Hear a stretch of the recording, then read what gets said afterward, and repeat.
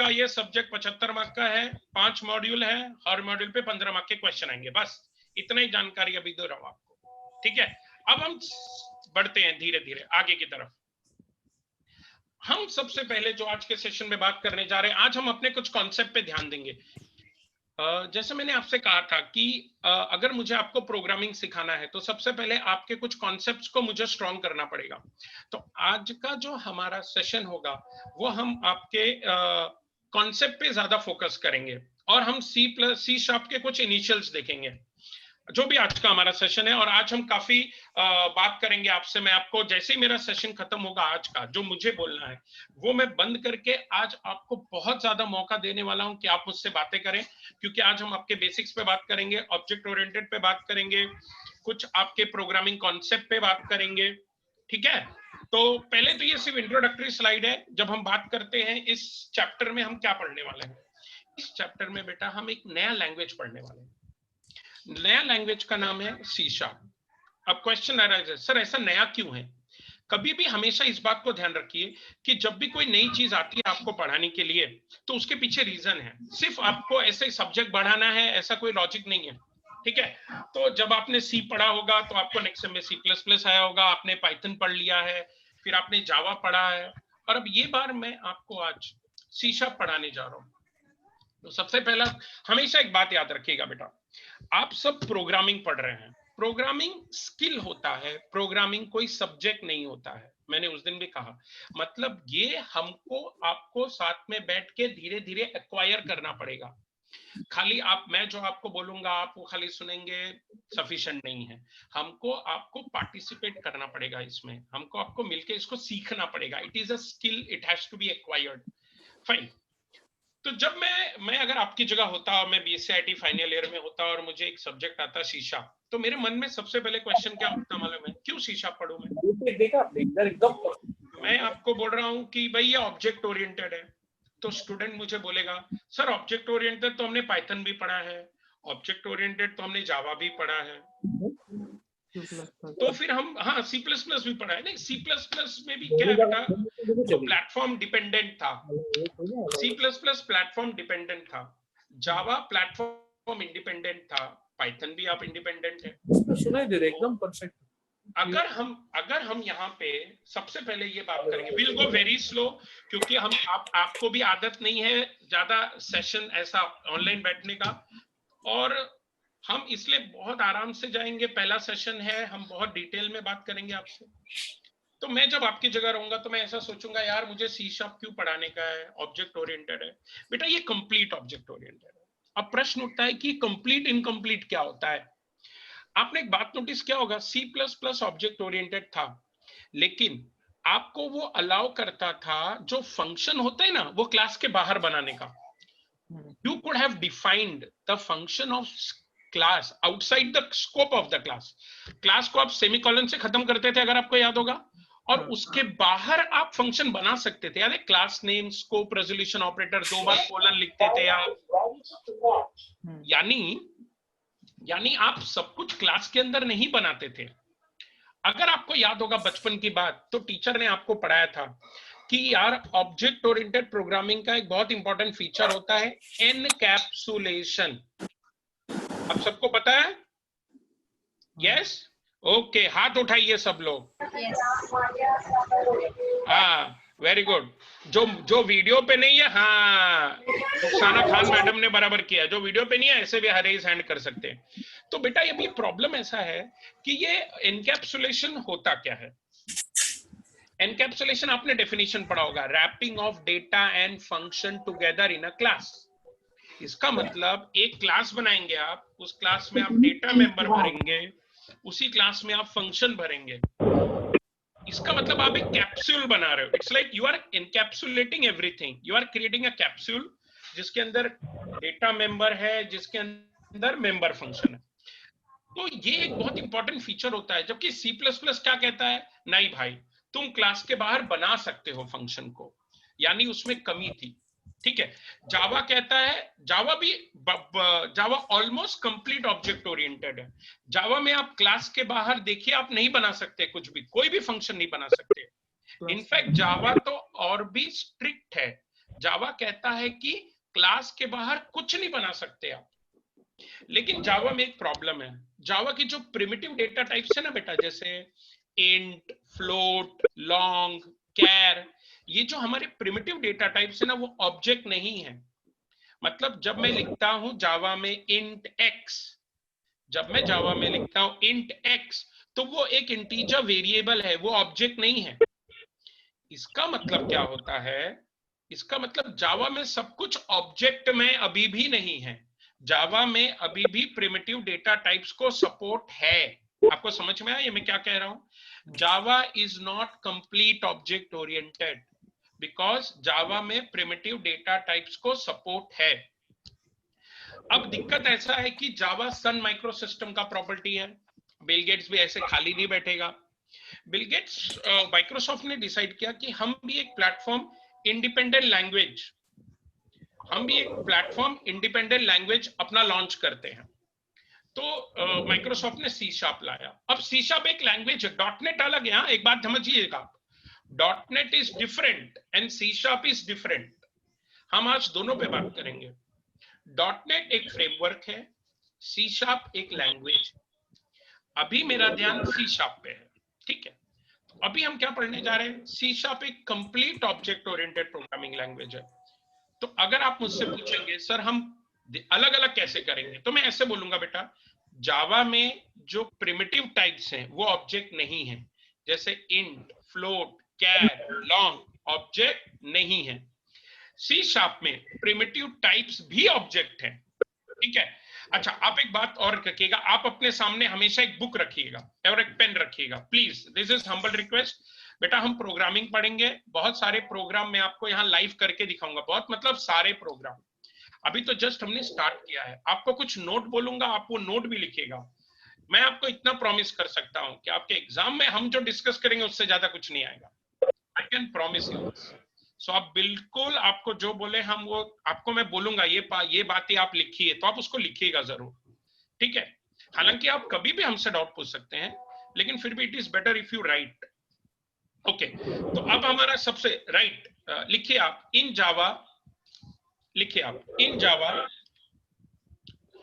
The primitive types, everyone please write बेटा, in Java the primitive types like integer, int, int, primitive types like int, comma, float, comma, long, long, etc.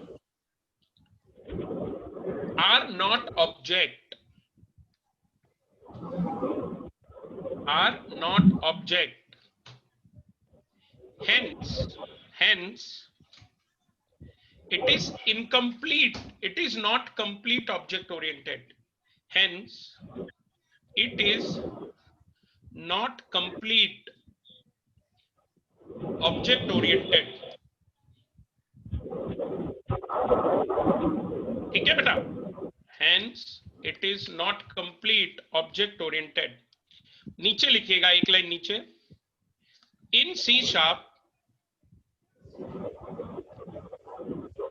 even the primitive types, even in C sharp, even the primitive data types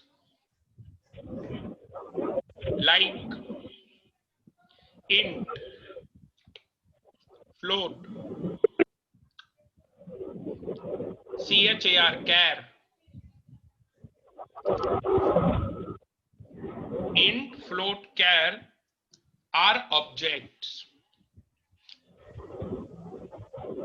Int, float, char are objects. Hence it is complete object oriented. Hence it is complete object oriented.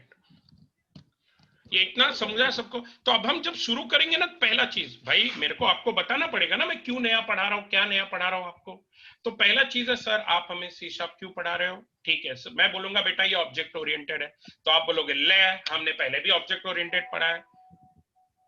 तो बेटा अभी भी कुछ लोगों ने अपने नाम change नहीं किए, आप प्लीज ऐसा मत करो, आप सब समझदार हो, भगवान की कृपा से आपको अगले साल डिग्री मिल जाएगी। प्लीज प्लीज नाम और सरनेम के साथ डालिएगा, please, humble request, so that अपना इंटरेक्शन डिस्टर्ब नहीं होगा। ओके चलो, विल कम बैक। तो पहली चीज सर ने हमको समझा दिया कि सर वो कंप्लीट ऑब्जेक्ट ओरिएंटेड नहीं था, ये कंप्लीट ऑब्जेक्ट ओरिएंटेड है, और भी बहुत फीचर्स हम धीरे धीरे बात करेंगे। तो यहां मैंने हमारे पीपीटी का जो पहला पॉइंट है, C sharp is complete object oriented programming language, ये हमने समझा। ओके, अब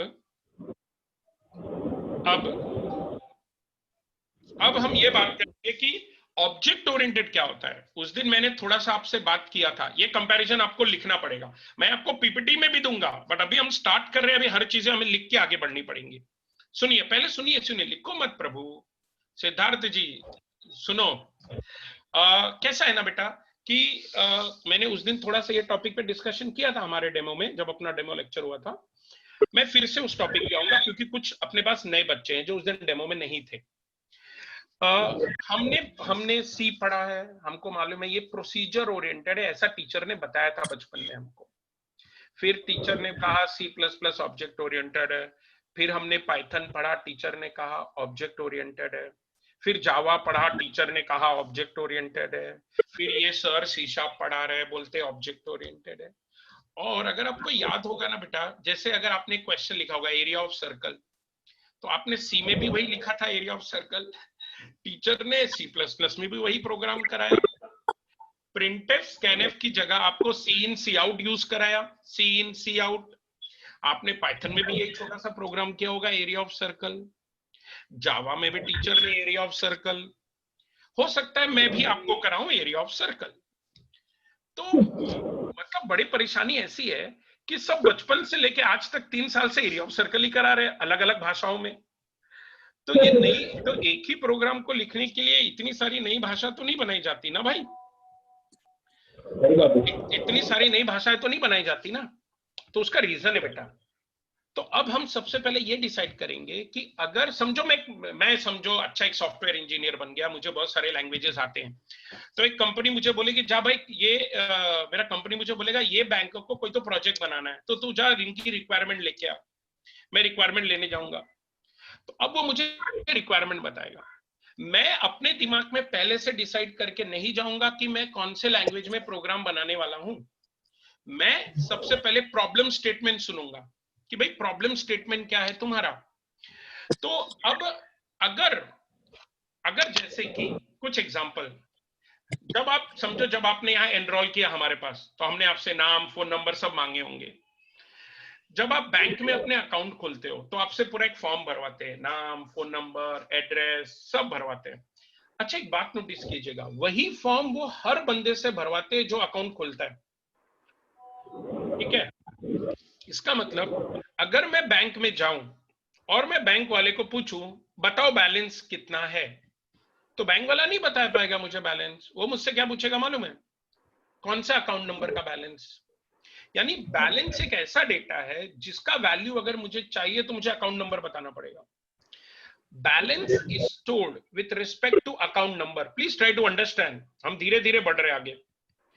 फिर हम और देखेंगे, आपका रिजल्ट आएगा, अभी सेम 4 का रिजल्ट आएगा बढ़िया एकदम, तो आप अगले साल सेम 5 का आएगा, तो ऑनलाइन रिजल्ट आता है बेटा। तो आप ऑनलाइन रिजल्ट जब देखने जाएंगे, आपका 12th का भी रिजल्ट जब आप देखने गए थे ना, तो रिजल्ट का डिटेल सबका सेम ही रहता है, सब्जेक्ट के नाम, खाली उनके वैल्यूज अलग अलग रहते हैं, किसी को 100 रहता है, किसी को 50 रहता है।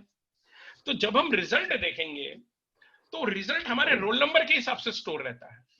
यानी अगर मैं बोलूं रिजल्ट दिखाओ, तो मुझसे पूछता है रोल नंबर बताओ, किसका रिजल्ट, किसका बैलेंस। तो एक बात समझिएगा, जब भी हम प्रॉब्लम स्टेटमेंट में क्वेश्चन पूछने का, प्रॉब्लम को क्वेश्चन पूछने का इंपॉर्टेंट कैसे यानी प्रोसेस है कि किसका है। जैसे नाम बताओ, नाम, अभी आपके कॉलेज में आप जाएंगे, मुझे एक बच्चे का नाम चाहिए, तो पूछेगा किसका नाम, तो मेरे को रोल नंबर बताना पड़ेगा, इस रोल नंबर का नाम बताओ। कॉलेज के पास आपके सारे डेटा रोल नंबर के हिसाब से सेव रहते हैं, बैंक के पास आपके सारे डेटा अकाउंट नंबर के साथ स्टोर है, गवर्नमेंट ऑफ इंडिया के पास आपके सारे रिकॉर्ड फिंगरप्रिंट भी स्टोर्ड है, आधार नंबर के हिसाब से। आपके पेरेंट्स के फाइनेंशियल ट्रांजैक्शन भी स्टोर्ड है उनके पैन नंबर के हिसाब से। आपके टिकट के डिटेल्स स्टोर्ड हैं उनके पीएनआर नंबर के हिसाब से। यानी अगर हम रियल लाइफ प्रॉब्लम्स देखें, जो भी ये रियल लाइफ प्रॉब्लम्स हैं, उसमें जब हम डेटा स्टोर करते हैं तो data is stored with respect to someone और समथिंग, किसी चीज से रिलेट करके स्टोर किया गया है। बैलेंस अकाउंट नंबर से रिलेट किया गया है, आपके फिंगरप्रिंट आधार नंबर से रिलेट किए गए हैं, आपके बैलेंस अकाउंट नंबर से रिलेट किए गए हैं। अरे ये जूम का मीटिंग भी मीटिंग आईडी और पासवर्ड से रिलेट किया गया है, क्योंकि जूम में ऐसे करोड़ों मीटिंग हो रही होगी ना पूरी दुनिया में। तो अगर हमको जूम वाले, अभी विद्यालंकार ने भी जूम से बहुत सारे हमारे पैरेलल लेक्चर हो रहे हैं, हमको एक लेक्चर का डिटेल चाहिए तो हम क्या बोलेंगे, इस जूम मीटिंग की आईडी का डिटेल लो, तो मुझे आईडी के हिसाब से डिटेल मिलेगा, मीटिंग का जो आईडी आपको मैसेज आया होगा, यानी ये मीटिंग का रिकॉर्ड आईडी के हिसाब से स्टोर्ड है। तो whenever we are talking about data which is stored with respect to someone और समथिंग, हम इसे कहेंगे ऑब्जेक्ट ओरिएंटेड। वो समवन समथिंग क्या है, ऑब्जेक्ट। मतलब बैंक में हर अकाउंट एक ऑब्जेक्ट है, ट्रेन का हर टिकट एक ऑब्जेक्ट है। जब आप, जैसे मैंने जियो को एनरोल किया, ठीक है, तो जियो के लिए हर कस्टमर, हर फोन नंबर एक ऑब्जेक्ट है। जूम के लिए हर मीटिंग एक ऑब्जेक्ट है, क्योंकि वो आईडी के हिसाब से स्टोर है। तो यहां हम सबसे पहला कंपैरिजन देखेंगे कि प्रोसीजर ओरिएंटेड क्या होता है और ऑब्जेक्ट ओरिएंटेड। आपको दिख रहा होगा ना बेटा स्लाइड? ओके, तो अब हम एक एक करके डिस्कस करेंगे। और प्रोसीजर ओरिएंटेड क्या होता है, जैसे मैंने कहा, हमने बचपन में पढ़ा एरिया ऑफ सर्कल।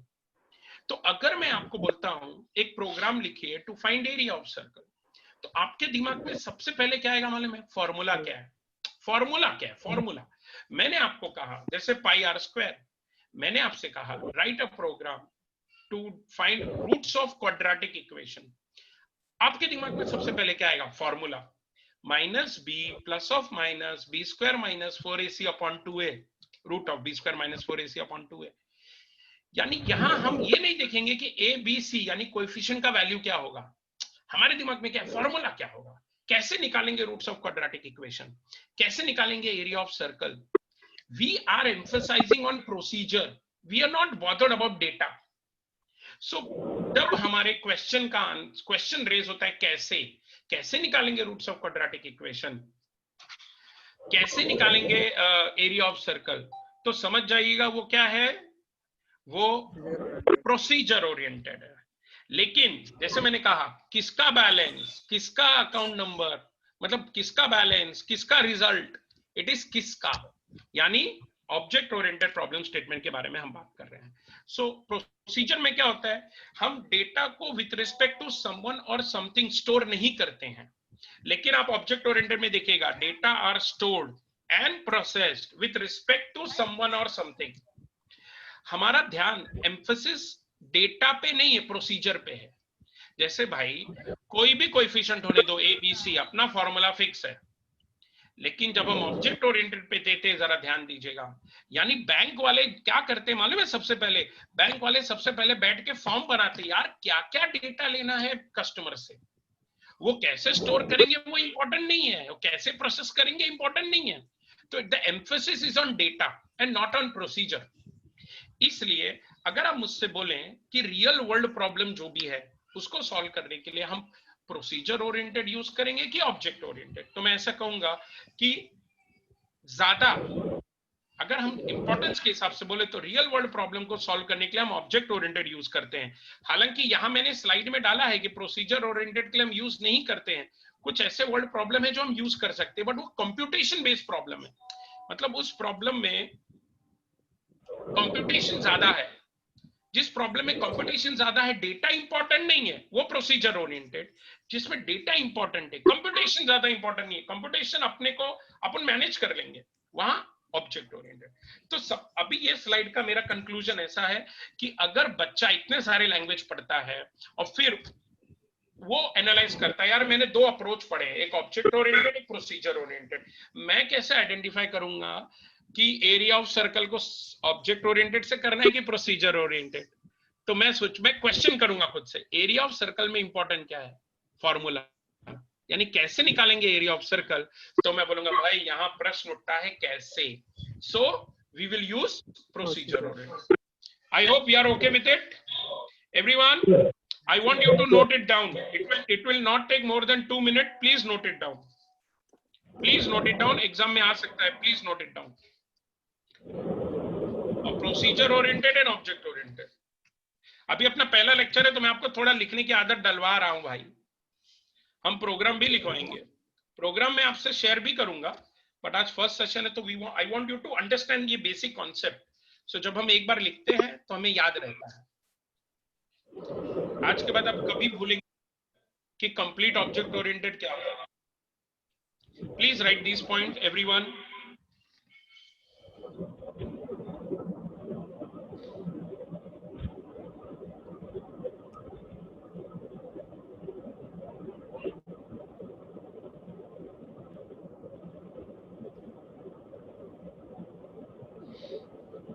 प्लीज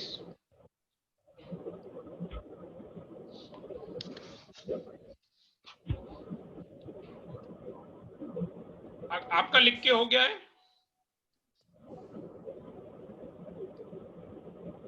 आपका लिख के होगा तो मुझे अंगूठा दिखा दीजिएगा। हाँ सर। आप अंगूठा दिखाएंगे तो मैं आगे बढ़ूंगा। अपन आराम से करेंगे।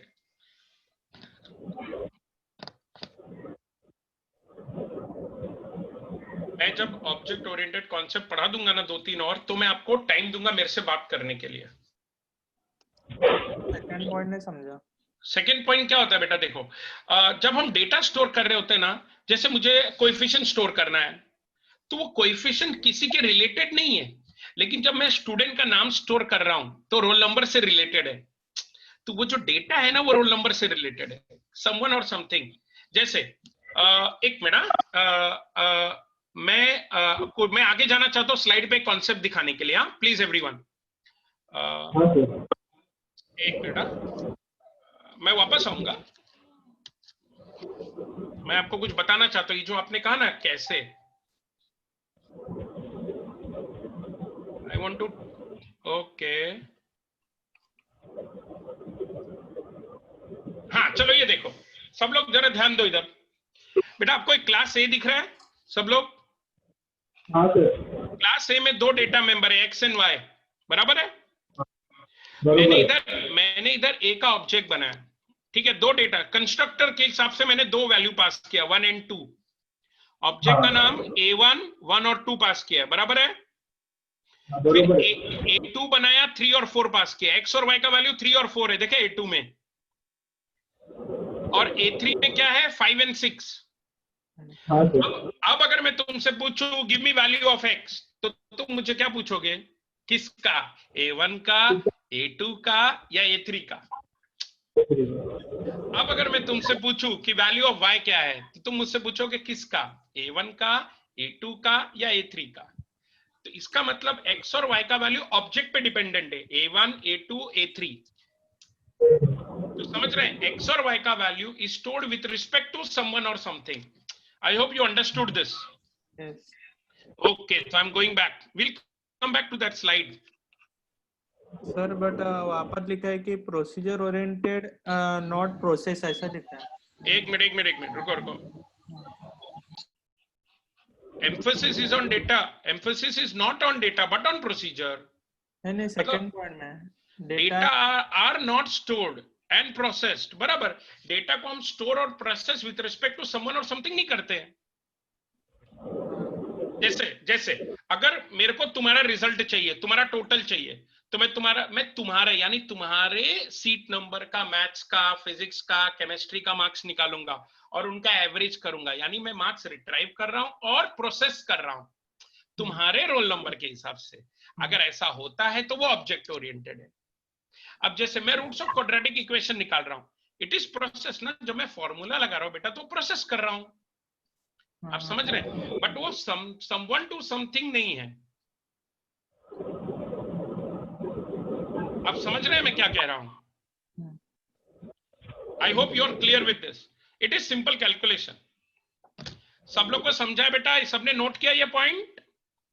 हाँ सर। सबने नोट किया कि तो अंगूठा दिखा दो एक बार मेरे को सब लोग। चलो very good, Siddharth ji direct अंगूठा दिखा रहे हैं, बाकी लोग वो okay good good. Can we go ahead now बेटा?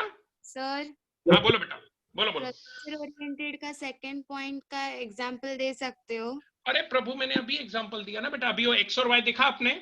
ऑब्जेक्ट ओरिएंटेड का तो ठीक है, it's related to something like result चाहिए तो वो कनेक्टेड है। हाँ So what procedure oriented, because इसमें तो हम स्टोर नहीं करते हैं, राइट? एक नहीं नहीं डेटा स्टोर करते हैं बेटा, समवन टू समवन मतलब रिलेट करके स्टोर नहीं करते। जैसे अभी आपको एरिया ऑफ सर्कल निकालना है तो आप सिंपल रेडियस मांगिए, वो रेडियस सबके लिए अलग, आप समझे उस प्रॉब्लम में जब आपको एरिया कैलकुलेट करना है, वो रेडियस का वैल्यू किसी ऑब्जेक्ट से रिलेटेड ही नहीं है ना बेटा, क्योंकि हम वहां क्लास बनाते ही नहीं है। ओके, तो it's related to formula. Yes simple related to formula, ठीक है? Okay sir. Can we go ahead बेटा? यस। ओके तो अब हम आगे बढ़ते हैं। तो अभी हमने क्या सीखा कि भाई जावा कंप्लीट नहीं है, सी शार्प कंप्लीट है। फिर हमने क्या सीखा कि प्रोसीजर ओरिएंटेड क्या है, ऑब्जेक्ट ओरिएंटेड क्या है। अब हम नेक्स्ट स्लाइड पे जाते हैं। हाँ अब मेरा ध्यान प्लेटफॉर्म इंडिपेंडेंस पे, सब लोग प्लीज ध्यान दीजिएगा यहां से। जैसे मैंने कहा आज का सेशन हमारा बेसिक्स पे ज्यादा है। प्लेटफॉर्म इंडिपेंडेंट क्या होता है, अब एक बात समझिएगा जरा सब लोग, आप सबके पास समझो पापा ने दो लैपटॉप खरीद के दिया, पापा आपसे बहुत खुश है, ठीक है? एक लैपटॉप विंडोज का है और दूसरा लैपटॉप पापा ने एप्पल का लाके दे दिया। पापा बहुत खुश है आपसे, सेकंड ईयर का एग्जाम कैंसिल हो गया, बच्चे पास हो गए, चलो पापा खुश। तो पापा बोले ये लो लॉकडाउन में और एक लैपटॉप खरीदो। तो अपने पास दो लैपटॉप है, एक विंडोज है एक एप्पल है, ठीक है? अब मैंने क्या किया, मेरे विंडोज पे मैंने एक सी प्रोग्राम लिखा, सी प्रोग्राम। तो जरा इधर स्लाइड दिख रहा है आपको बेटा? देखिए मेरे पास एक्सपी है, ठीक है? एक्सपी पे मैंने एक डॉट सी सोर्स कोड लिखा है, सी प्रोग्राम है। अब आपको पता है कि कंपाइलर हमें क्यों चाहिए, ठीक है? कंपाइलर हमें क्यों चाहिए? क्योंकि जो हम लिखते हैं वो हाई लेवल लैंग्वेज है, वो मशीन को नहीं समझता। तो जैसे मेरे पास लैपटॉप है एक्सपी, इस पे मैंने एक सी प्रोग्राम लिखा है, मेरे एक्सपी को सी नहीं समझ में आता है, ठीक है? तो एक्सपी क्या बोलेगा, जब तक तू उस लैंग्वेज में कन्वर्ट नहीं करेगा जो मुझे समझ में आता है, मैं इसको एग्जीक्यूट नहीं करूंगा। इसलिए हम क्या करते हैं, इसलिए अच्छा आप लोग सब लोग ना बेटा कैमरा चालू कीजिए। मैं आप लोग से ऐसा, अभी जैसे सिद्धार्थ जी के एक्सप्रेशन देख के मुझे समझ में आ रहा है कि सिद्धार्थ को समझता है कि नहीं, तो मैं समझ रहा हूँ यस यस। अरे वाह आयुष जी एक नंबर, प्लीज नमस्कार। आप लोग बेटा कैमरे में रहेंगे तो अपने को लगेगा अपन क्लासरूम वाली फीलिंग आएगी अपने को, तो मुझे अच्छा लगेगा पढ़ाने को। हम थोड़ा देसी टीचर है, ये लॉकडाउन ने टेक्नोलॉजी पे डाला है हमको। ओके गुड गुड रुखसाना बेटा, चलो ओके अब हम आते हैं। तो अब हम क्या सीखने जा रहे हैं, प्लेटफॉर्म इंडिपेंडेंस। ये बहुत इंपॉर्टेंट कंसेप्ट है भाई, एक बात समझ लीजिएगा। आप इसको पढ़ के भूल गए हैं, लेकिन जब तक हम इस पे मजबूती से आगे नहीं बढ़ेंगे आगे नहीं जा पाएंगे, ठीक है? फिर से रिक्वेस्ट करता हूं, कुछ बच्चे अपने भी अपना असली नाम नहीं डाले हैं। अरे भाई असली नाम डालिए, आपके लिए अच्छा है, ठीक है? Please log in with your proper name and surname. तो अब हम वापस आते हैं बेटा। समझो मेरे पास एक लैपटॉप है, मैंने उस लैपटॉप पे एक सी प्रोग्राम बनाया, ठीक है? डॉट सी उसका एक्सटेंशन है। मैं उसको कंपाइल करता हूं। तो आपने कभी नोटिस किया होगा, जिस फोल्डर में आपने सी प्रोग्राम बनाया ना, उसी फोल्डर में एक डॉट एक्सी फाइल बनता है उसी नाम से, हम उसको ऑब्जेक्ट कोड भी कहते हैं। क्या होता है मालूम है, ये जो सी कंपाइलर है, माउस दिख रहा है आपको? ये जो सी कंपाइलर क्या करता है, ये जो एक्सपी कोड है ना, उसको नेटिव मशीन कोड में कन्वर्ट करता है। नेटिव का मतलब क्या है, अगर ये एक्सपी नहीं होता, सॉरी अगर ये एक्सपी नहीं होता, ये लिनक्स होता, ठीक है? तो अगर मैं सी कोड में कंपाइल करता तो आउटपुट क्या होता मालूम है, लिनक्स कोड। लिनक्स को समझ में आए ऐसा, it's like a language translator. अच्छा और एक बात समझिएगा जरा, इंपॉर्टेंट है, लेवल ऑफ अ लैंग्वेज। आपको ये मालूम होगा C is high level language, C plus plus is high level language. क्यों ऐसा? ये लैंग्वेज का लेवल कैसे डिसाइड होता है? ह्यूमन रीडेबल है इसलिए। ना ना ना ह्यूमन नहीं बेटा, यही तो गड़बड़ हो गया ना सिद्धार्थ जी। अच्छा सिद्धार्थ जी समझो, मुझे हिंदी समझो, मेरी मदर टंग हिंदी है, ठीक है? और मैं सपोज मैं कहता हूँ आपकी mother tongue let's say Malayalam है, सपोज मेरे को सिर्फ हिंदी आता है, आपको सिर्फ मलयालम आता है, ठीक है ना बेटा? तो मेरे लिए हिंदी हाई लेवल है कि लो लेवल? High level. अरे नहीं पगले, अपन कैसे बोलते हैं, अरे अपन कैसे बोलते हैं, अरे टीचर ने जो आज पढ़ाया ना बहुत हाई लेवल था, कुछ समझा नहीं अपने को। I mean this is what we say, मतलब जो हमको नहीं समझता वो हाई लेवल हुआ भाई, ठीक है। जो हमको समझता है वो लो लेवल है। तो मेरे लिए हिंदी लो लेवल है, आपके लिए हिंदी हाई लेवल है, आपके लिए मलयालम लो लेवल है, मेरे लिए मलयालम हाई लेवल है। तो ये तो रही हमारी आपकी भाषा, ये जो हम आपस में बात करते हैं। मशीन मतलब कौन, मेरा ऑपरेटिंग सिस्टम है। तो आज के बाद शुभम जी, आज के बाद जब भी मैं मशीन बोलूंगा ना, तो मैं किसके बारे में बात कर रहा हूँ, ऑपरेटिंग सिस्टम के बारे में बात कर रहा हूँ। ये बात क्लियर है सबको? ओके। तो अब दिक्कत क्या है, जो मशीन को समझ जाए वो लो लेवल, जो मशीन को नहीं समझा वो हाई लेवल।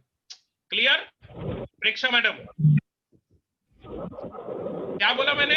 जो मशीन को समझ जाए वो लो लेवल, जो मशीन को नहीं समझा वो हाई लेवल। High level. तो इसका मतलब क्या है मालूम है? सी प्लस प्लस, जावा, सी शार्प मशीन को नहीं समझता। यानी हम क्या कर रहे हैं इधर, यानी कि ये जो भी हम भाषा लिखते हैं, मशीन को एक्चुअली सबसे अच्छा क्या लगता है मालूम है? बाइनरी। तुम 0-1 में पूरी कहानी लिख दो, मशीन खुश रहेगा। अब जैसे सिद्धार्थ जी को मलयालम आता है, सपोज मैं सिद्धार्थ जी से मलयालम में बात कर रहा हूं, सिद्धार्थ जी बड़े खुश रहेंगे हमेशा। जैसे कोमल मैडम है, कोमल मैडम को समझो मराठी आता है, और मैं कोमल मैडम से मराठी में बात करूंगा तो कोमल मैडम खुश रहेंगी। कोमल मैडम को मराठी आता है और मैं कोमल मैडम से मलयालम में बात करूंगा, तो समझेगा क्या बेटा? आपको नहीं समझेगा। तो आपको क्या लगेगा? एक ट्रांसलेटर लगेगा। तो उसी अब कोमल मैडम को मराठी समझ में आता है, यानी हमको एक ऐसा ट्रांसलेटर चाहिए जो मलयालम को मराठी में कन्वर्ट करे। हाँ, वो काम कंपाइलर करता है। तो कंपाइलर का हम एकदम बेसिक से चालू करेंगे।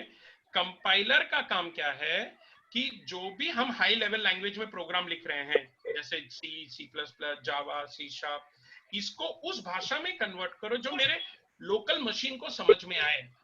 प्लीज आप सब लोग वीडियो चालू कीजिए, मैं आपसे इंटरेक्ट करूंगा, मुझे अच्छा लगेगा, मुझे ऐसा लगे मैं क्लास में पढ़ा रहा हूँ, बहुत मजा आएगा। तो अब दिक्कत क्या है, तो आप बोलोगे सर क्यों नहीं उसी भाषा में लिखे, हम क्यों नहीं उसी भाषा में लिखे? तो क्यों हम इतनी सारी भाषाएं सीख रहे हैं? हम बाइनरी में लिखते हैं। नहीं, प्रॉब्लम है, हम बाइनरी में नहीं लिख सकते। उसका रीजन है कि बेटा नहीं सिंपल चीजें हैं तो लिखे भी हम। Suppose my application is very simple तो I will write it into binary, but if my application is becoming very complex then it will be difficult for me to write them into binary. तो मैं बोलूंगा भाई छोड़, मेरे को जो भाषा जमता है मैं उस भाषा में लिखूंगा। जैसे मलयालम मुझे नहीं आता, मुझे मलयालम में बात करना है तो मैं बुक से पढ़ के धीरे धीरे हाय हेलो खाना खा के जाओ ये सब मैं मलयालम में बोल सकता हूँ। अब मैं आपको भाषण मलयालम में नहीं दे पाऊंगा ना, क्योंकि मुझे मलयालम ज्यादा स्ट्रांग नहीं है मेरा। तो मैं बोलूंगा, मैं हिंदी में बोलूंगा, so let me talk in the language I am comfortable with, there will be a translator who will convert it into Malayalam. तो ये जो हाई लेवल लैंग्वेज है ना, उसका खेल यही है। हाई लेवल इसलिए कहते हैं क्योंकि मशीन को नहीं समझता, लेकिन हमको कंफर्टेबल है लिखने में। तो इसलिए देखिए जरा, will come back to PPT. हम एक्सपी में सी प्रोग्राम लिखते हैं, मेरा कंपाइलर उसको नेटिव मशीन कोड में कन्वर्ट करता है। यहां नेटिव कौन है? एक्सपी। तो ये जो एग्जीक्यूटेबल कोड है ना बेटा, ये एक्सपी अंडरस्टैंडेबल कोड है। सबको समझ में आया? अब मैं क्या करता हूं, मैं पेन ड्राइव में ना, मेरे पास देखिए, एक मिनट ध्यान दीजिएगा, 2 फाइल है। समझो मेरे प्रोग्राम का नाम है program1, तो program1.c फाइल है और program1.exe फाइल है। सबको समझ में आ रहा है? मैं पेन ड्राइव में क्या करता हूं, पेन ड्राइव में .exe फाइल का कॉपी करता हूं, कंपाइल्ड कोड कॉपी करता हूं मैं पेन ड्राइव में, और मैं ले जाके मेरा दूसरा लैपटॉप है जिसपे लिनक्स है, वहां मैं वो कंपाइल कोड पेस्ट करता हूं और रन करने की कोशिश करता हूं। रन होगा? नहीं होगा। देखिए मैंने क्रॉस किया हुआ है, रन नहीं होगा। क्यों नहीं रन होगा? क्योंकि वो जो आउटपुट है ना बेटा, वो आउटपुट है एक्सपी अंडरस्टैंडेबल कोड। उसको अगर मैं लिनक्स पे जाके रन करूंगा तो रन नहीं होगा। वो जो आउटपुट है वो एक्सपी अंडरस्टैंडेबल कोड है, उसको मैं मैक ओएस पे जाके रन करूंगा तो रन नहीं होगा। इसका मतलब क्या है? इसका मतलब एक लिमिटेशन है। क्या लिमिटेशन है कि अगर एक सी प्रोग्राम आप एक्सपी ऑपरेटिंग सिस्टम पे कंपाइल करते हो, if a C program is compiled on XP operating system, वो सिर्फ कहां रन हो सकता है बेटा, बोलो? एक्सपी में। एक्सपी पे ही रन हो, और कहीं पे रन नहीं होगा। इसका मतलब प्लेटफॉर्म डिपेंडेंट। नोटबुक में नोट लिखिए, write note.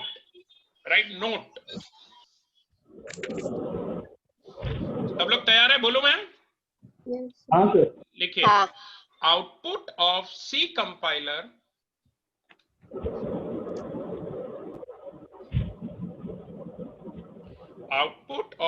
Compiler is native यानी local, native machine code.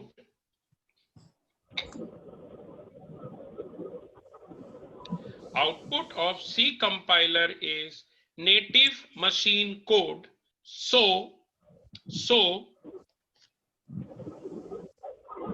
if a C program, ये आपके समझने के लिए, so if a C program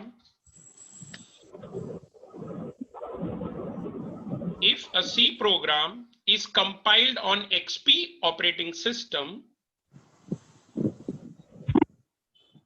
if a C program is compiled on XP operating system,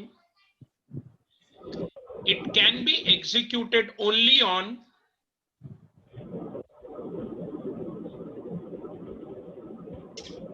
XP system.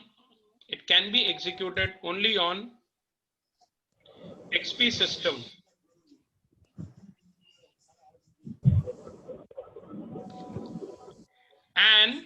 And not on any other system.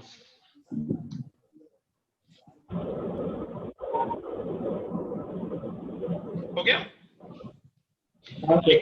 लिखो इसलिए, वांदा नहीं, लिखो ना इसलिए, एग्जाम में थोड़ी लिखना ये आपके समझने के लिए है। लिखो इसलिए हम कहते हैं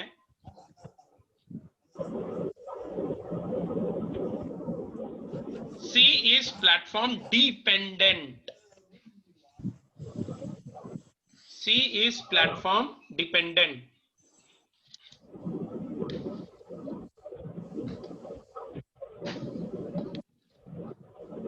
ओके अच्छा, मैं अगर आपकी जगह रहूं ना तो एक क्वेश्चन पूछूंगा।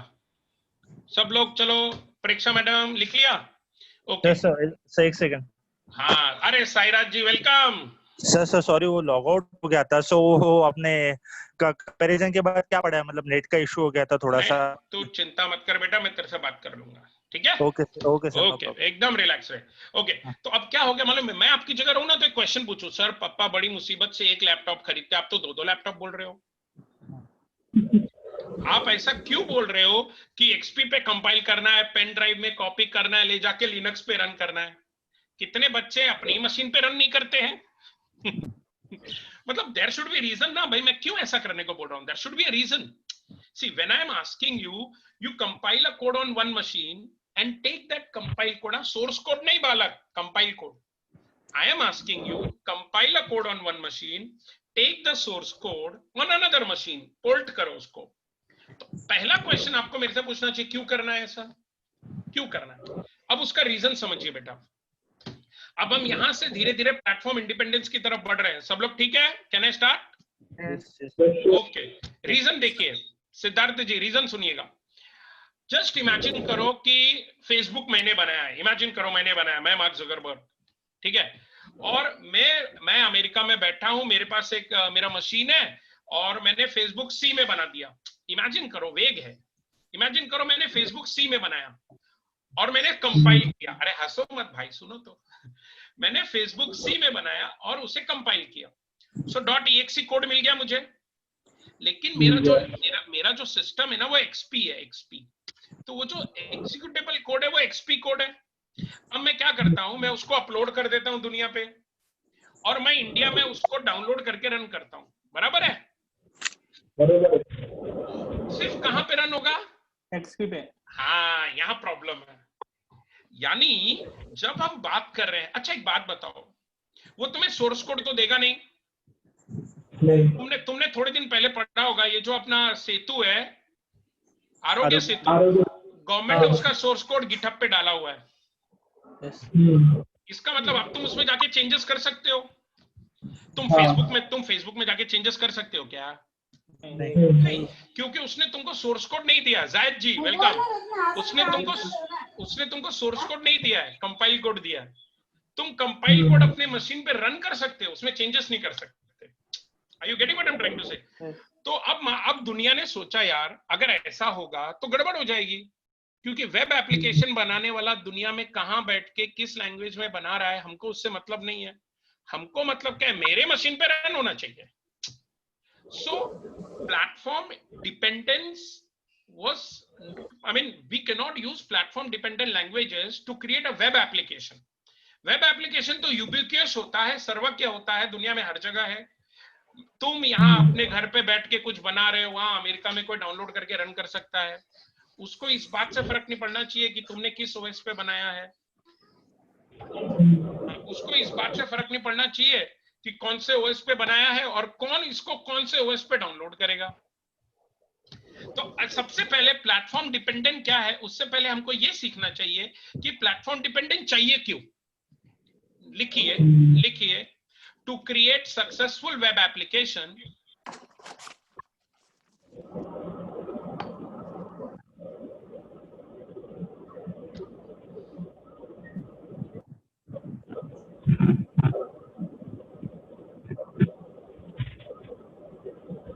लिख रहे बेटा, लिखिए to create successful web application we need platform independent languages.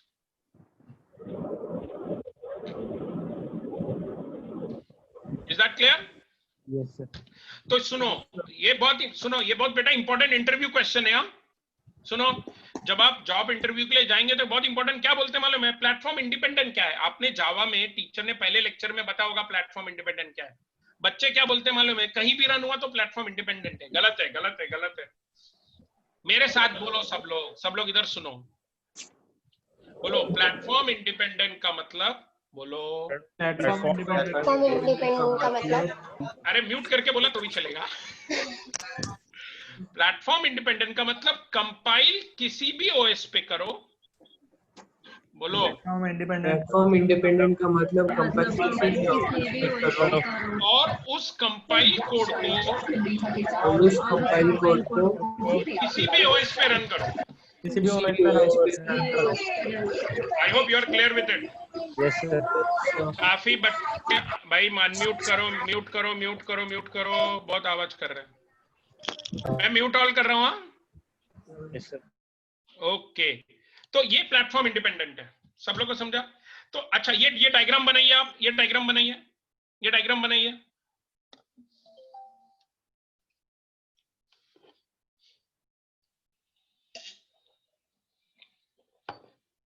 Diagram बनाओ भाई।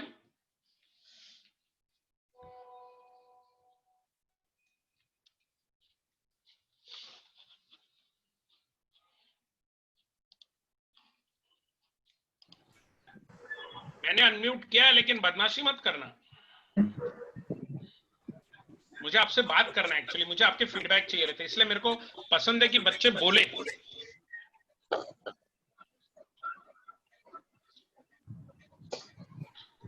आई hope we are clear with this बेटा। Yes sir. Yes sir. Yes sir. Yes sir. चलो ठीक है आयुष जी, अरे टेबल पे बैठ जाते आयुष। टेबल पे बैठ के पढ़ोगे तो आपको और मतलब मजा आएगा, क्योंकि मैं चाहूंगा थोड़े लेक्चर के बाद आप लैपटॉप में करें तो हम लाइव प्रोग्राम करेंगे। You will get better experience. Laptop on करके रखा है। हाँ लैपटॉप ऑलरेडी ऑन करके रखा है। अच्छा, तो आप टेबल पे बैठ जाते बालक, सोफे में लिखने को दिक्कत होगी। नहीं सब चलता है अपने को। नए जमाने के बच्चे हैं, सब मोह माया है? सब मोह माया है। Okay, good. I hope you draw this. Yogesh ji नमस्कार। Yes sir.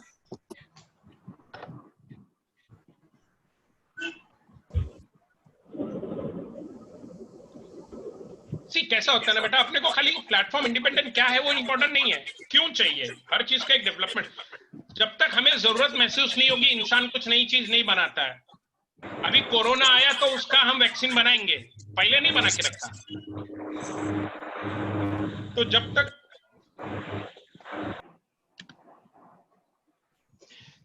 Okay, can we go ahead now? Okay बेटा, आराम से, गाय नहीं है।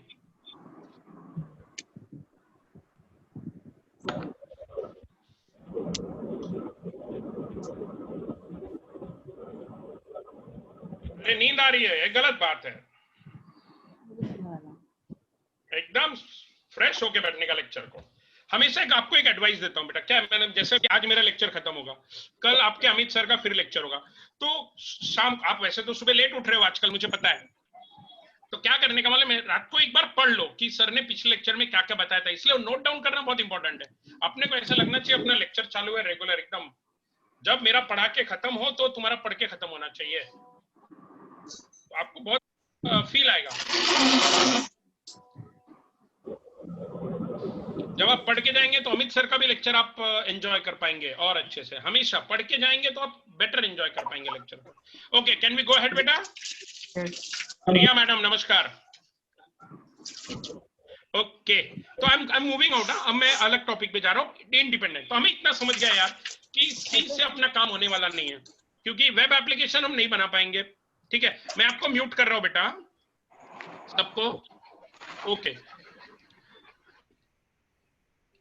ओके, तो हमें इतना समझ गया कि हम सी यूज करके वेब एप्लीकेशन नहीं बना सकेंगे। तो अब हमें एक ऐसा लैंग्वेज चाहिए जो हमें वेब एप्लीकेशन बनाने में मदद करे।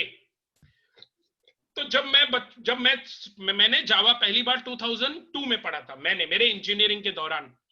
तो मेरा पहला क्वेश्चन जब सर ने मुझे बोला कि जावा इज प्लेटफॉर्म इंडिपेंडेंट, तो मैंने ये सोचा कि इसका मतलब जावा में कंपाइलर नहीं है क्या? भाई सर ने मैंने अभी थोड़ी देर पहले आपसे क्या कहा, कंपाइलर लोकल लैंग्वेज में कन्वर्ट कर देता है। तो अगर मेरे पास एक्सपी है तो मैं कंपाइल करूंगा तो डायरेक्ट एक्सपी में कन्वर्ट कर देगा। मेरे पास लिनक्स है, मैं कंपाइल करूंगा तो वो डायरेक्ट लिनक्स में कन्वर्ट कर देगा। तो जब मैंने पहली बार प्लेटफॉर्म इंडिपेंडेंस ये सुना, जब मैं 2002 में, आज के 18 साल पहले जब मैं पहली बार सुना, तो मैंने सोचा कि इसका मतलब जावा में कंपाइलर नहीं होगा। बाद में पता चला जावा में एक नहीं दो कंपाइलर है।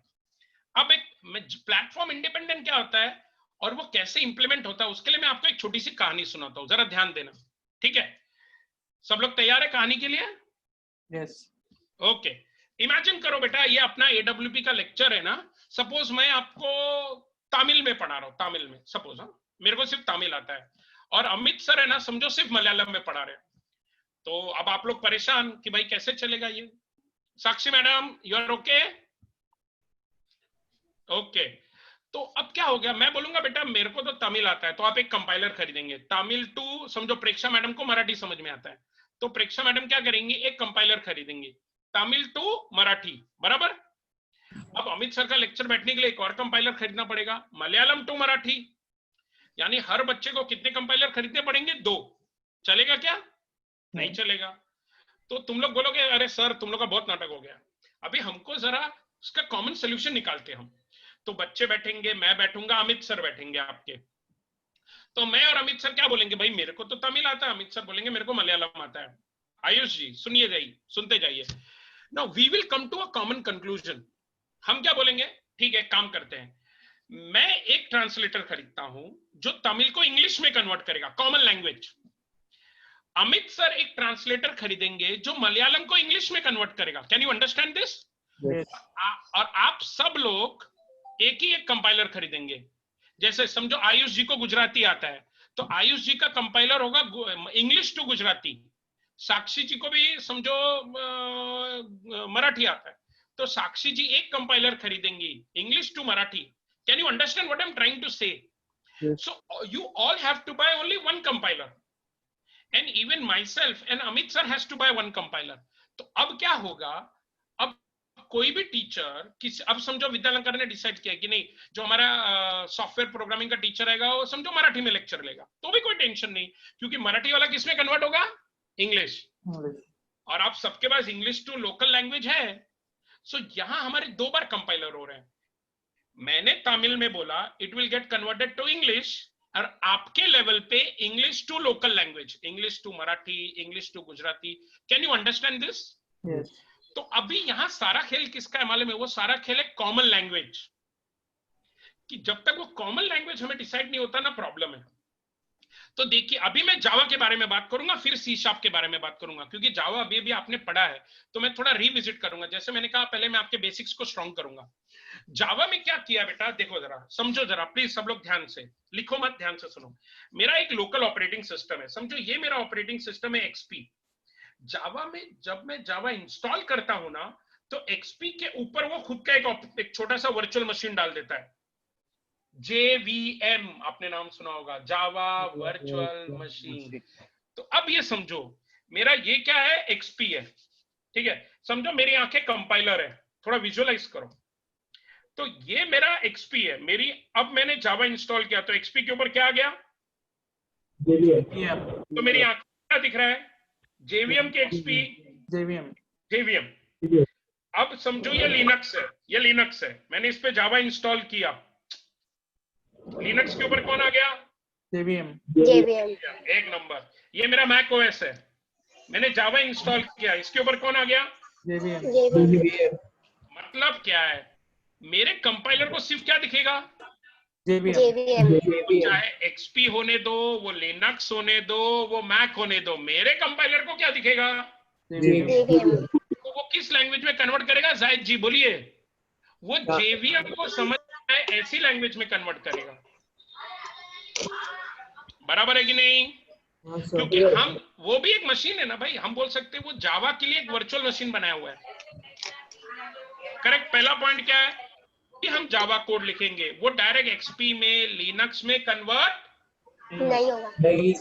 वो किस में कन्वर्ट हो रहा है, JVM को समझ में आए ऐसा कोड। वो JVM को समझ में आए ऐसे कोड को हम क्या कहते हैं मालूम है, बाइट कोड। Byte code. अच्छा, आपने अगर बेटा जावा प्रोग्राम कंपाइल किया होगा तो देखिएगा आपने .java फाइल बनाया होगा, और अगर वो सक्सेसफुली कंपाइल हो गया तो वहां पे आपको एक .class फाइल दिखता है, वो अपना बाइट कोड है। समझ में आया? अब देखिए, अब देखिए, अब जरा अपने पीपीटी पे ध्यान दीजिएगा। समझो पप्पा ने एक्सपी का लैपटॉप दिया है, तो उसके ऊपर जब मैं सोर्स कोड बनाता हूं और जावा कंपाइलर देता हूं, जावा सी, आपने प्रोग्राम कैसे कंपाइल किया होगा, जावा सी फाइल नेम .java। तो आपको जो आउटपुट आता है वो .class फाइल होता है, उसको हम बाइट कोड कहते हैं। अब जरा समझिए यहाँ पे फर्क देखिए एवरीवन। सी में क्या होता है, वो डायरेक्ट एक्सपी में कन्वर्ट हो जाता है, इसलिए वो आप वहां देखिए मैंने एग्जीक्यूटेबल कोड लिखवाया था उधर, कंपाइलर का आउटपुट। अब दिक्कत क्या है, यहाँ पे कंपाइलर ने कन्वर्ट किया, लेकिन किस में कन्वर्ट किया बेटा, बाइट कोड में। लेकिन बाइट कोड मेरा लोकल मशीन कोड तो नहीं है। तो कन्वर्ट होगा। हाँ, इसका मतलब तुम अगर खाली बाइट कोड तक सीमित रह जाते हो तो रन नहीं होगा, क्योंकि सिद्धार्थ क्या बोलेगा, मेरे को गुजराती समझ में आता है, तो तुम मलयालम बोल रहे हो उससे मतलब नहीं है, मेरे को गुजराती में चाहिए। तो जब तक सिद्धार्थ का ट्रांसलेटर काम नहीं करेगा, सिद्धार्थ को नहीं समझेगा। तो समझो मेरे पास 3 स्टूडेंट है, सिद्धार्थ, जैद और साक्षी। सिद्धार्थ को मराठी, जैद को गुजराती, साक्षी को मलयालम। तो तुम तीनों का अपना अलग अलग ट्रांसलेटर होगा बेटा। तो सिद्धार्थ का ट्रांसलेटर क्या होगा, इंग्लिश टू गुजराती। जैद का क्या होगा, समझो सिद्धार्थ का इंग्लिश टू मराठी, जैद का होगा इंग्लिश टू गुजराती, साक्षी का होगा इंग्लिश टू मलयालम।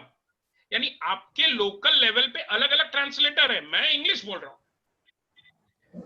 अब देखिएगा, तो पहला कंपाइलर का नाम क्या है, बोलो, जावा सी, बोलो जावा सी। ठीक है। अब पहले जो मैंने अभी एक्सप्लेन किया उसका थ्योरी लिखिए, लिखिए इन जावा, लिखो आयुष जी, लिखिए इन जावा on top of existing OS, in Java on top of existing OS, a virtual machine is created.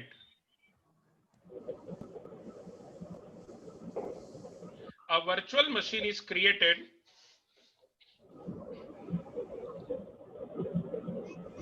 known as Java JVM,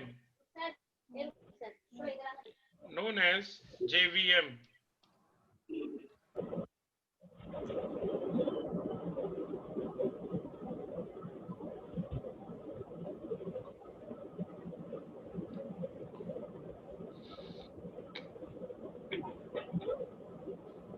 लिखा? हाँ सर अब लिखिए नीचे, अब उसके बाद लिखिए next line.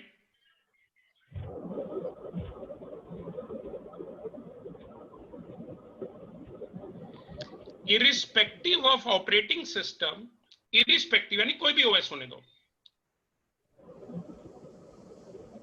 Irrespective of operating system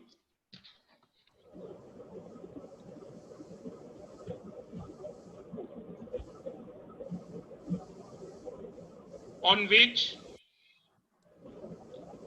which the Java program is compiled,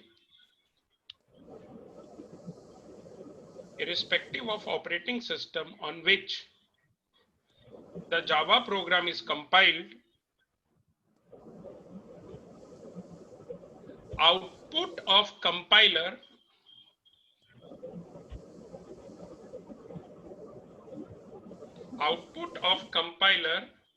is not native machine code. It is not native machine code. समझ में आ रहा ना बेटा? Is not native machine code. Instead सब लोग वीडियो ऑन करो भाई, आपके चेहरे देखने हैं। Instead it is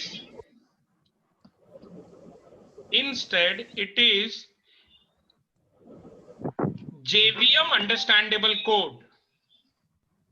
Instead it is JVM understandable code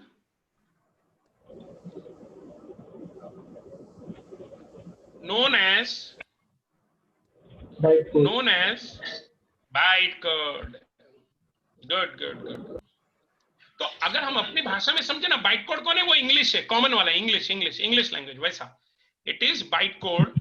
bracket में लिखो बेटा डॉट क्लास फाइल, ब्रैकेट में लिखो dot class file.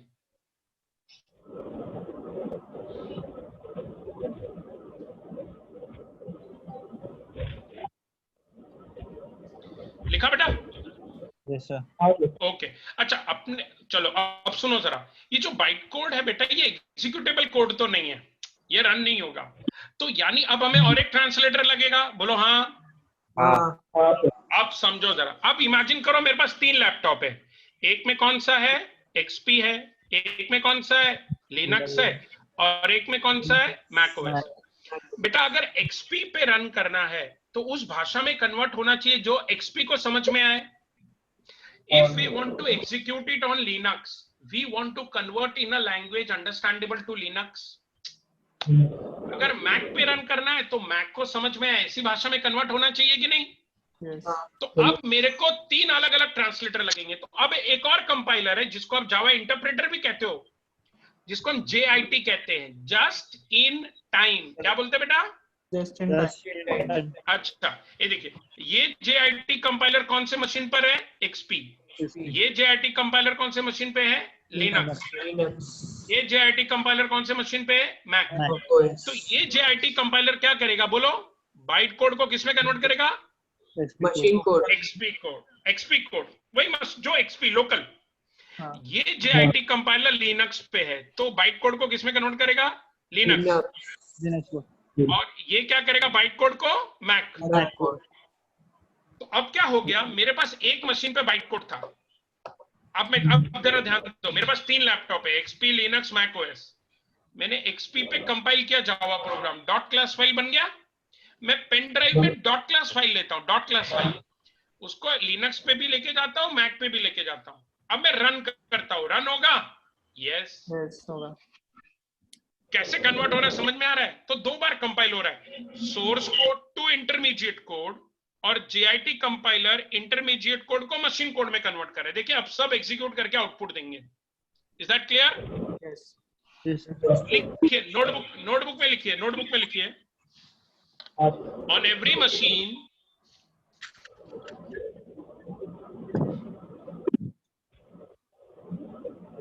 Every machine.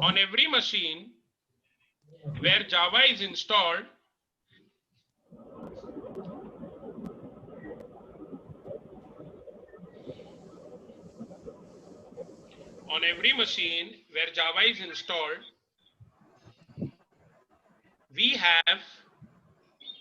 we have JIT compiler, bracket में लिखना just in time, JIT, just in time. We have JIT compiler just in time. लिखा बेटा? Yes, sir. आगे लिखिए, JIT compiler, लिखिए JIT compiler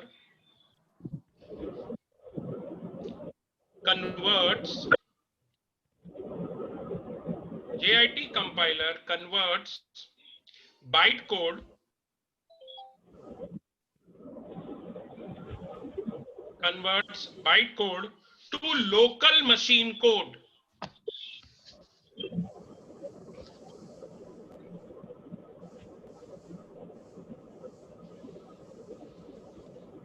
clear? हाँ. अब आगे लिखिए, उसके बाद लिखिए hence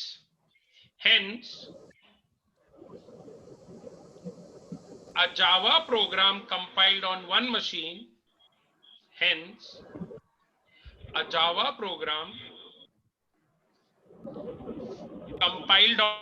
machine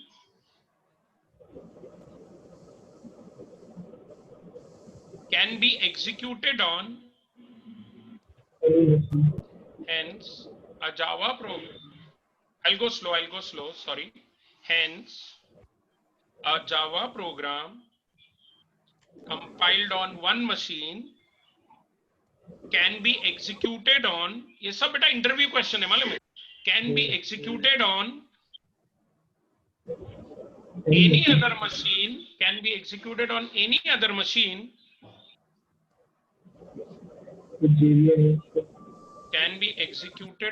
any other machine having Java environment. भाई वहां Java environment तो होना चाहिए, नहीं तो JVM ही नहीं होगा, JIT नहीं होगा. Can be executed on any other machine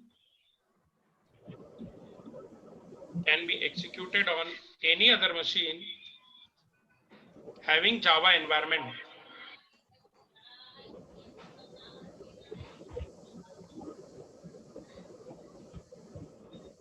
लिखो hence Java is platform independent. और ये डायग्राम बना दीजिए जो पीपीटी पे है.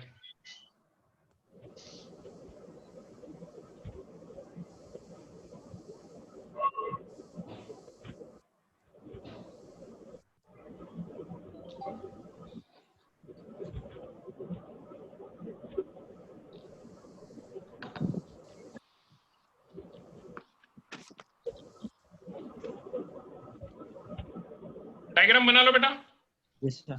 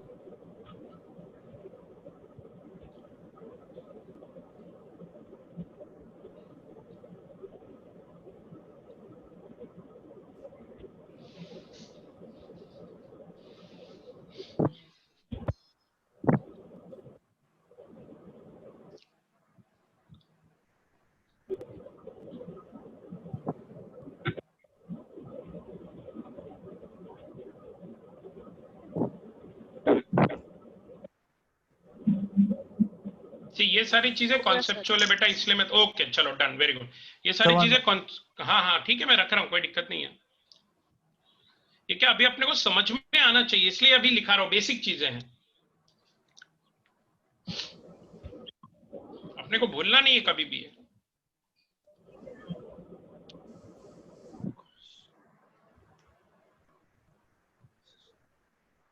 क्योंकि अगर ये समझ गया ना, आपके एग्जाम में 2-3 बार क्वेश्चन पूछा गया है, explain why C sharp is platform independent, C sharp के बारे में पूछा गया है। बट एक बार हमको जावा समझ में आएगा तो हम सी शार्प के बारे में बात करेंगे, चीजें ऐसे ही हैं वहां पे भी। ये हो गया बेटा सबका? ओके, साईराज जी हो गया? Yes sir. ओके चलो अब हम देखते हैं जरा नेक्स्ट। तो प्लेटफॉर्म इंडिपेंडेंस देखिए जरा, ये आपको लिखना नहीं है, सिर्फ देखो जरा। मैंने एक मशीन पे प्रोग्राम बनाया, आपने ऑलरेडी लिखा है बट ये खाली देखना है। Create a program on one machine, यानी एक ओएस पे प्रोग्राम बनाइए। Program export the output of compiler, compiler का आउटपुट दूसरे मशीन पे लेके जाइए। अगर एग्जीक्यूट होता है तो प्लेटफॉर्म इंडिपेंडेंट है, एग्जीक्यूट नहीं हुआ तो प्लेटफॉर्म डिपेंडेंट।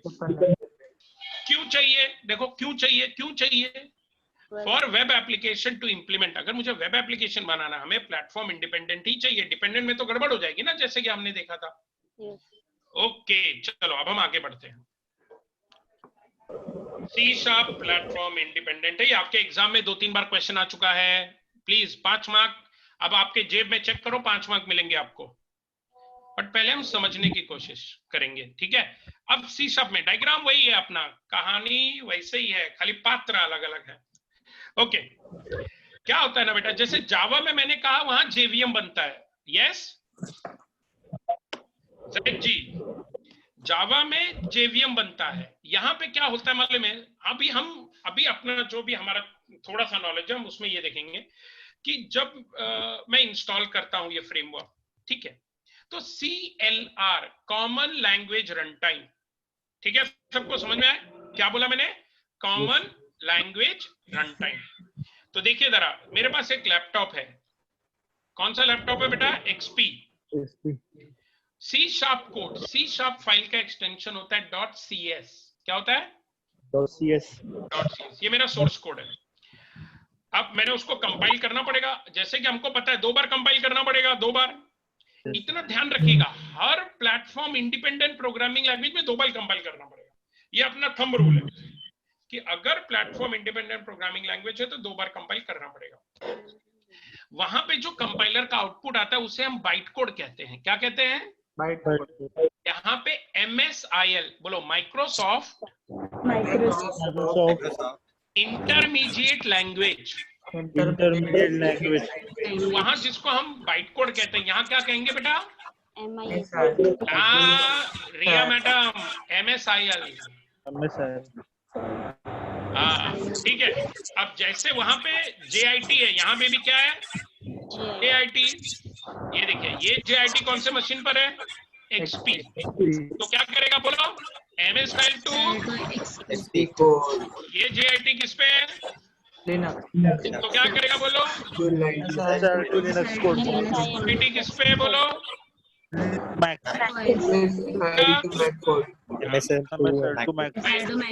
बहुत शोर हो रहा है, मैं आपको म्यूट करना चाहता हूँ थोड़ी देर के लिए।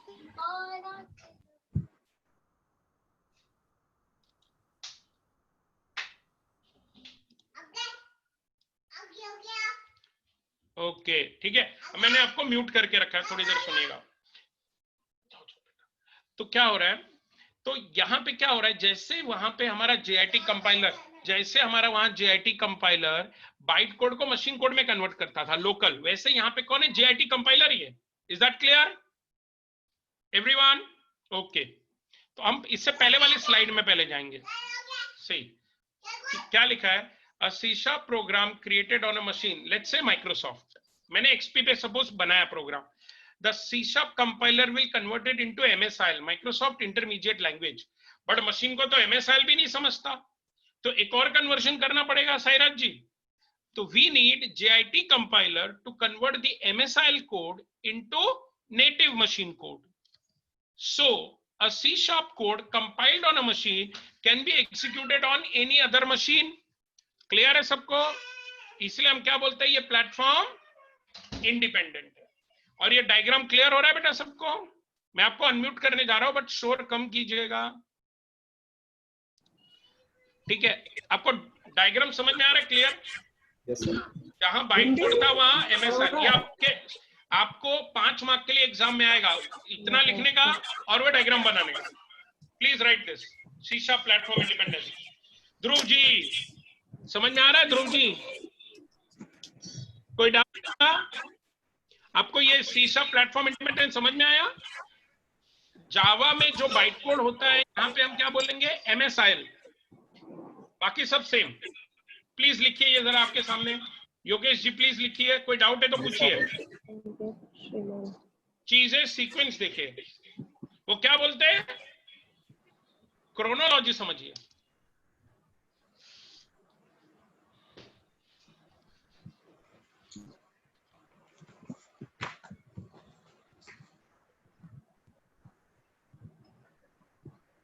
टेस्ट करके कोई बालक है, टेस्ट, ये कैसा नाम है बच्चा? अपना नाम लिख दो। इतना सुंदर नाम होगा तुम्हारा, क्यों छुपा रहे हो? लिखो नाम।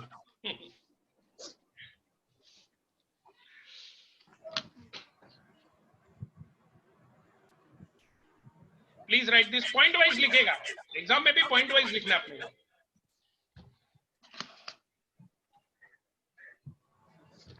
ये आपके एग्जाम में 3 बार आ चुका है, 3 बार, 3 टाइम्स।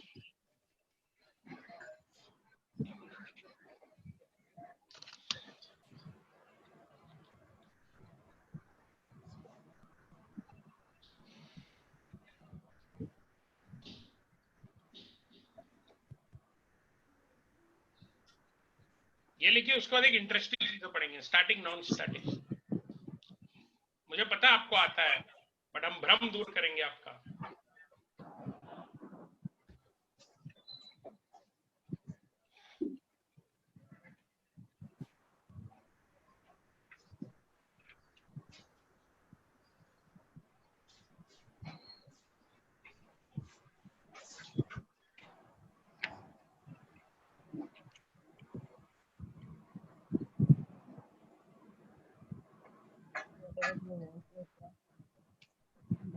लिखते समय एक बार पढ़िए तो आपके दिमाग में वो रिकॉल होगा। नाही करणार कारण सगळेच करतात सगळं ते डेमोचं एका कोणाला सांगितलं मैं आप सबको mute, everything so I will also do that. आपका लिख के हो जाए तो मुझे थंब दिखा दीजिए।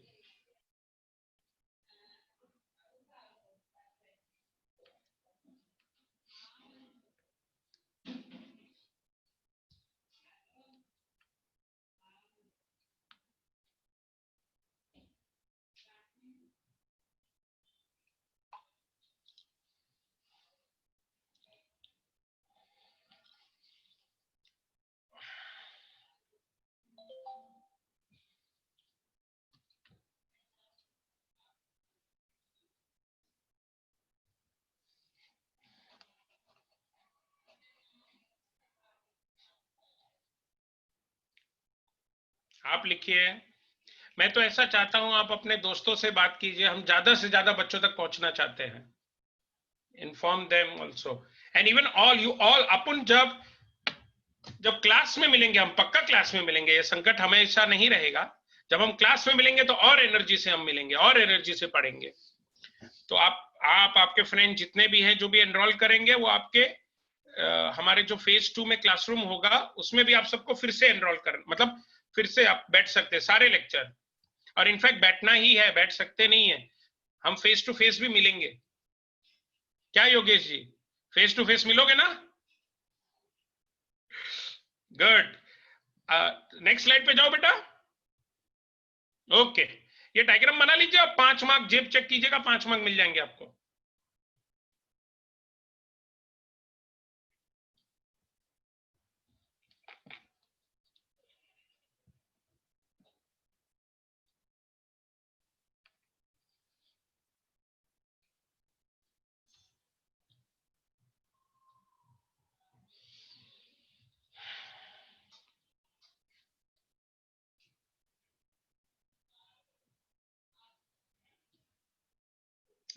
We would like to reach to maximum student, so that ये जो टाइम है आपका, इस टाइम को हम यूटिलाइज कर सकते हैं। सोचिए ना, ये 1.5 घंटे आप क्या कर रहे होते इस समय नष्ट कर रहे होते मोबाइल पे। फिर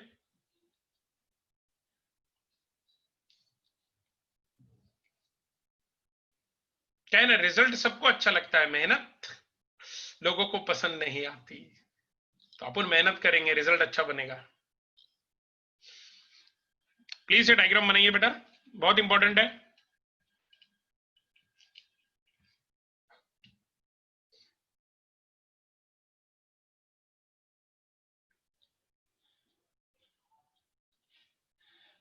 मम्मी को बोलो कॉफी बना के दे आपको, पढ़ते पढ़ते कॉफी पियो, फ्रेश रहोगे। जैद जी कॉफी वॉफी पिया है, चाय coffee?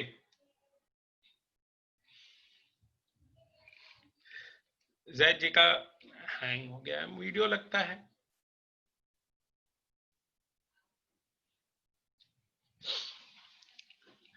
Okay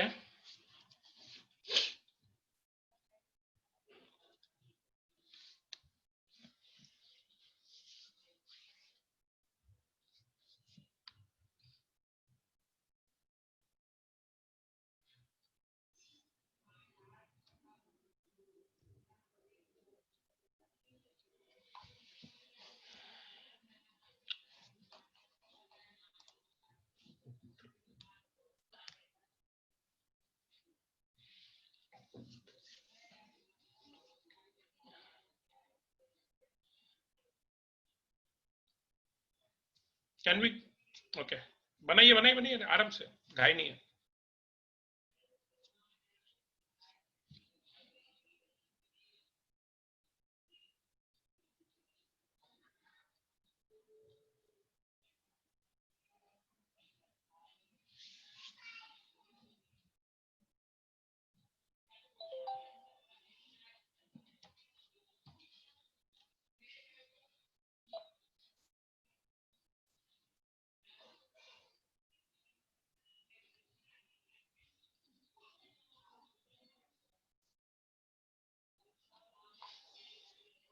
can we go ahead? मैं आपको अनम्यूट कर रहा हूं बेटा, सबको अनम्यूट कर रहा हूं so that we can talk. Okay तो अभी हमने ये हमारा, जय जी का चेहरा पहली बार देख रहा हूं। जय कामत जी नमस्कार। ओके बेटा अभी हमने प्लेटफॉर्म इंडिपेंडेंस देखा, ऑब्जेक्ट ओरिएंटेड देखा। अब बहुत छोटा सा बात है एक्चुअली, आपको लगेगा कि सर ये सिग्निफिकेंट नहीं है, लेकिन बहुत सिग्निफिकेंट है, बहुत सिग्निफिकेंट है। तो अब मैं जरा सा एक टॉपिक पे जाता हूं, ये नहीं इस पे जाता हूं, static and non static data member. आपको लग रहा होगा बचपन से लिख रहे हैं, कोई इंपॉर्टेंट नहीं है, बहुत इंपॉर्टेंट है, बहुत इंपॉर्टेंट है। अच्छा एक बात समझिएगा, आपने आज तक जब भी प्रोग्राम बनाया बेटा, मैं म्यूट कर रहा हूं क्योंकि आवाजें आ रही हैं, तो मैं आपको म्यूट कर रहा हूं। ओके आपने आज तक जब भी कोई क्लास बनाया होगा, टीचर ने आपको बताता हो, टीचर ने आपको बताया होगा ये मेंबर को स्टैटिक बोलो, ये मेंबर को नॉन स्टैटिक बोलो, करेक्ट? कभी सोचा है कि यार अपन कैसे डिसाइड करेंगे कि कौन सा मेंबर स्टैटिक होगा, कौन सा नहीं होगा? द क्वेश्चन अराइजेस कि हम कैसे डिसाइड करेंगे कौन सा मेंबर स्टैटिक होगा, कौन सा मेंबर स्टैटिक नहीं होगा। अब जरा एक बात समझिएगा, मैं अगर जैसे मुझे आपका नाम तो मुझे दिख रहा है यहाँ पे, बट समझो नाम नहीं मालूम होता, तो मैं बोलता अरे ये बालक कौन है, नाम बताओ। तो समझो, जस्ट इमेजिन मैं आपके क्लासरूम में आ जाऊं, ठीक है, समझो आप एक क्लास में बैठे हो, मैं आ जाऊं क्लास में और मेरे को नाम पूछना है, तो मैं ऐसे पूछूंगा नाम बताओ, नाम बताओ नाम। तो बच्चे पूछेंगे किसका नाम, तो आई हैव टू स्पेसिफाई कि किस बच्चे का नाम मुझे चाहिए, करेक्ट? लेकिन अगर मैं आपके क्लास में आऊं और मैं ये पूछूं कि कौन से ईयर का क्लास है ये, तो बच्चे नहीं बोलेंगे किसका, क्योंकि सबका ईयर सेम है। तो बच्चे एक साथ क्या बोलेंगे, ये 3rd ईयर क्लास है हमारा। नाउ इसका मतलब जरा समझिएगा कि कुछ डेटा मेंबर ऐसे हैं जिनका वैल्यू ऑब्जेक्ट पे डिपेंड करता है। कुछ डेटा मेंबर ऐसे जैसे बच्चे का नाम, जब तक मैं हाथ रख के नहीं बताऊंगा कि ये बच्चा अपना नाम बताओ, तब तक वो नाम नहीं बताएगा, ठीक है? तो ये हो गया ऐसा मेंबर जिसका वैल्यू ऑब्जेक्ट पे डिपेंड करता है। लेकिन अगर मैं क्लास में आके पूछूं कि कौन से ईयर का क्लास है ये, कौन से ईयर का क्लास है, तो अब क्या होगा, बच्चा सब कोई नहीं बोलेगा मेरा पूछ रहे हो कि इसका पूछ रहे हो, पूरा क्लास क्या बोलेगा, थर्ड ईयर क्लास है। तो ये फर्क है। अच्छा, कुछ बच्चे ऐसा भी सोचते हैं कि स्टार्टिंग मेंबर का वैल्यू चेंज नहीं हो सकता। गलत बात, क्योंकि आप सब पिछले साल सेकेंड ईयर में थे, उसके पिछले साल आप फर्स्ट ईयर में थे। तो स्टैटिक मेंबर क्या होता है बेटा, उसका वैल्यू चेंज होता है लेकिन सारे ऑब्जेक्ट के लिए सेम होता है। जैसे एक एग्जांपल बताता हूं। एग्जांपल, मेरा सरनेम द्विवेदी है, द्विवेदी, तो मेरे खानदान में जितने लोग होंगे उनका सरनेम क्या होगा, द्विवेदी होगा। तो मेरे खानदान में हर इंसान इस खानदान का एक ऑब्जेक्ट है। तो जब हम एक फैमिली गेट टुगेदर करेंगे, किसी को मेरा नाम पूछना है तो आके मुझसे पूछेगा, ए तुम्हारा नाम बताओ, ए तुम्हारा नाम बताओ, लेकिन कोई मेरा सरनेम नहीं पूछेगा क्योंकि सबका सरनेम सेम है। करेक्ट। कल मेरे दादाजी ने डिसाइड किया हमको अपना सरनेम अंबानी रखने गए, तो दादाजी जब सरनेम अंबानी रखेंगे तो हमारे खानदान में बाय डिफॉल्ट सबका सरनेम क्या हो जाएगा, अंबानी हो जाएगा। इसका मतलब अगर चेंज भी होगा तो भी सबके लिए सेम होगा। आप समझ रहे हैं मेरे कहने का क्या मतलब है कि अच्छा जरा एक एग्जांपल देखिएगा। मैं आपको अनम्यूट कर रहा हूं, आपसे थोड़ा बातें करनी है, ठीक है। देखिए जरा बेटा, मैंने एक क्लास बनाया, बहुत इंपॉर्टेंट कॉन्सेप्ट। एक क्लास है जिसके अंदर दो अच्छा मैं म्यूट कर रहा हूं, अभी ठीक है। अच्छा, मैंने एक क्लास बनाया है ए, उसके अंदर दो data member x and y और दोनों भी स्टैटिक नहीं है, तो हम इनको क्या बोलेंगे, नॉन स्टैटिक। क्या बोलेंगे, नॉन स्टैटिक। और देखिए जेड, जेड को मैंने क्या डिक्लेयर किया हुआ है, static, static int Z. Z को क्या बोला हुआ है, देखो मैंने स्टैटिक, स्टैटिक इंट जेड। अब मैंने ऑब्जेक्ट बनाया, तीन ऑब्जेक्ट बनाया। एक बात नोटिस कीजिएगा, ऑब्जेक्ट बनाते समय हम सिर्फ नॉन स्टैटिक डेटा मेंबर के वैल्यू देते हैं, स्टैटिक नहीं। तो देखिए मैंने A1 बनाया, A1 बनाते समय दो वैल्यू दिया, 1 2, दिख रहा है आपको। वो 1 किसको मिलेगा, x को, 2 किसको मिलेगा, y को। किसका x y, A1 का। देखो A1 मेमोरी असाइन हुआ x y 1 2, A2 memory assign हुआ x y 3 4, A3 memory assign हुआ x y 5 6। इधर मैंने क्लास के अंदर x y z तीनों बनाया है, लेकिन ये जो स्टैटिक मेंबर है ना बेटा, उसको ऑब्जेक्ट के अंदर मेमोरी असाइन नहीं होता है हमेशा, वो बाहर रहता है। देखिए मैंने z बाहर बनाया है, और वो जो स्टैटिक मेंबर है बाय डिफॉल्ट किससे इनिशियलाइज होगा, 0 से। ये क्लियर है इतना। अगर मैं आपसे पूछूं x का वैल्यू क्या है, तो आप मेरे से क्या पूछोगे, कौन सा x, A1 का x, A2 का x या A3 का x। अगर मैं आपसे पूछूं y का वैल्यू क्या होगा, तो आप क्या बोलोगे, सर y के तो तीन अलग अलग वैल्यूज हैं। अगर आप A1 का पूछोगे तो 2 आएगा, A2 का पूछोगे तो 4 आएगा, A3 का पूछोगे तो 6 आएगा। लेकिन अगर मैं तुमसे पूछूं z का वैल्यू क्या है, तो आप ये नहीं पूछोगे A1 का, A2 का या A3 का, क्योंकि उसका एक ही कॉपी बनता है और हर ऑब्जेक्ट से उसको शेयर किया जाता है। तो z का वैल्यू A1 के लिए भी क्या है बेटा, 0, A2 के लिए भी क्या है, 0, A3 के लिए भी क्या है, 0। सोचिए जरा, अगर मैं ये x का वैल्यू चेंज करके 11 करता हूं, तो ये दोनों x को फर्क पड़ेगा क्या, ये x का वैल्यू 1 है A1 का, बराबर है कोमल मैडम, समझ में आ रहा है। और अगर मैं इसको 11 करता हूं, A1 के x को 11 करता हूं, तो A2 का x और A3 के x के वैल्यू में फर्क नहीं पड़ेगा। लेकिन अगर मैं इधर z का वैल्यू 1 की जगह 10 करता हूं, तो A1 का भी z क्या होगा, 10, A2 का z क्या होगा, 10, A3 का z क्या होगा, 10। तो आपको ये फर्क, तो अभी हम क्या समझेंगे जरा सोचिए, सब लोग ध्यान से बोलो। जो नॉन स्टैटिक मेंबर है उसको हम उसका वैल्यू किस पे डिपेंड करता है, ऑब्जेक्ट पे। जैसे x और y का वैल्यू ऑब्जेक्ट पे डिपेंड करता है, A2 का x है या A3 का x है। लेकिन जो स्टैटिक डेटा मेंबर होता है उसका वैल्यू ऑब्जेक्ट पे डिपेंड नहीं करता, उसका वैल्यू पूरे क्लास पे डिपेंड करता है। पूरे क्लास के लिए एक z का एक ही कॉपी बनेगा। बेटा अभी मैंने 3 ऑब्जेक्ट बनाए ना, अगर मैं 300 ऑब्जेक्ट भी बनाऊं तो भी z का कितना कॉपी बनेगा, एक कॉपी बनेगा।